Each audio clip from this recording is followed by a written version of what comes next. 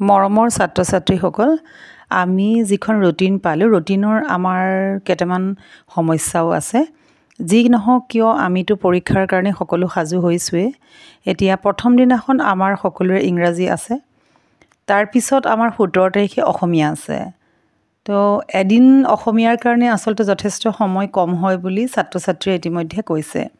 তথাপি আমি 17 তাৰিখৰ পৰীক্ষাৰ কাৰণে সাজু হ'ব লাগিব আৰু আগতেই আমি পঢ়াখিনি কৰিব লাগিব। তেতিয়া আমি 16 তাৰিখে গোটেই দিনে ৰাতিয়ে মিলাই অকণমান আমি শুবও লাগিব, তেনেকৈ আমি অসমীয়াৰ কাৰণে সাজু হ'ব লাগিব।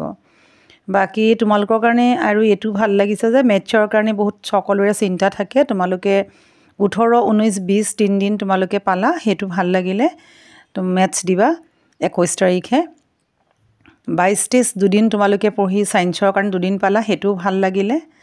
আৰু বাকী 25, 26 দুদিন থাকি 27 তাৰিখে ছ'চিয়েল ছায়েন্স হ'ব। বাকী তাৰপিছত আমাৰ থাকি যাব 27 তাৰিখে ছ'চিয়েল ছায়েন্স হোৱাৰ লগে লগে আমাৰ ফেব্ৰুৱাৰী মাহ আৰু এটা দিন থাকিব। তাৰপিছত আমাৰ হিন্দী হ'ব 1 মাৰ্চত। গতিকে হিন্দী ইলেক্টিভটো কিন্তু এবাৰ অকলে হ'ব, অকল 1 মাৰ্চত। বাকী 3 মাৰ্চৰ কাৰণে বাকী ছাত্ৰ ছাত্ৰী যাৰ এডভান্স মেথছ আছে, জিঅ'গ্ৰাফী আছে, হিষ্ট্ৰী আছে, এইখিনি পৰীক্ষা হ'ব। এইকেইটা হৈছে আমাৰ একদম আমাৰ 5টা কম্পালচৰি বিষয়ৰ লগতে আমাৰ যিটো ঐচ্ছিক বিষয়, সেই বিষয়কেইটা মই কৈ দিছোঁ। কিন্তু ইয়াৰ মাজত বৰ্তমান সময়ত যিখিনি স্কুলত প্ৰেক্টিকেল মানে বিষয়বোৰ আছে, তাৰ মাজে মাজে আমাৰ প্ৰেক্টিকেলৰ ছাবজেক্টবোৰ আছে, সেইখিনি মই ইয়াত কৈ দিয়া নাই। যিহেতু প্ৰেক্টিকেল থাকিলে অকণমান ষ্টুডেণ্টৰ প্ৰেছাৰটো কম হয়, যিহেতু প্ৰেক্টিকেলৰ মাৰ্কছটো আহি যায়। গতিকে থিয়ৰী পেপাৰখন বা কম্পিউটাৰ থাকক বা কোনোবা ৰিটেইলৰ হওক বা ডিজাইনৰ বা এনেকুৱা ছাবজেক্টবোৰ, সেইটোৰ কাৰণে মই কোৱা নাই।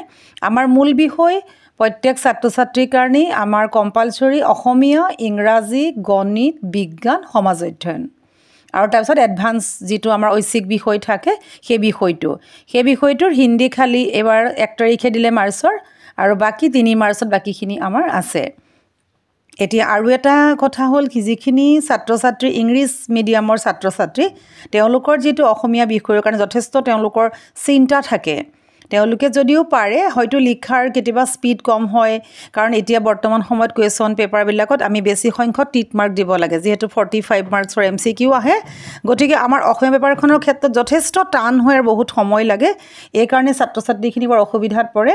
কিন্তু লিখাটোৰ কাৰণে যিহেতু আমি প্ৰস্তুত হ'বই লাগিব, গতিকে এটা দিনতেই সম্পূৰ্ণ পঢ়ি কৰি তোমালোকে 17 তাৰিখৰ অসমীয়া পৰীক্ষাৰ কাৰণে প্ৰস্তুত হ'বা।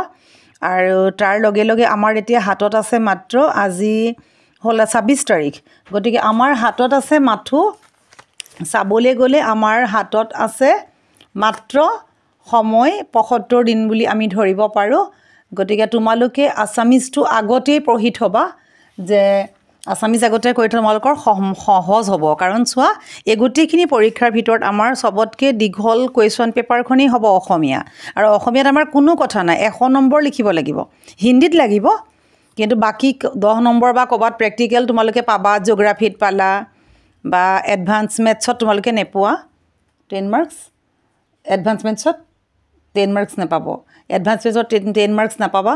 জিঅ'গ্ৰাফীত তোমালোকে পাবা, হিষ্ট্ৰীত নাই, হিন্দীত নাই। কিন্তু তোমালোকৰ মেইন ছাবজেক্টৰ ভিতৰত তোমালোকৰ ইংলিছ, মেথছ, জেনেৰেল ছায়েন্স আৰু ছ'চিয়েল ছায়েন্সৰ বাদ দি তোমালোকৰ অসমীয়াতেই 100 মাৰ্কছ দিব লাগিব। প্ৰত্যেক ছাত্ৰ ছাত্ৰীৰ কাৰণে সেইটো এটা চিন্তা থাকে। গতিকে তোমালোকক মই কৈছোঁ, তোমালোকে আগতেই পঢ়ি পেলাই ৰেডি কৰি থ'বা। আৰু তোমালোকে ভিডিঅ'টো শ্বেয়াৰ কৰিবা, এটা লাইক কৰিব নাপাহৰিবা। ধন্যবাদ।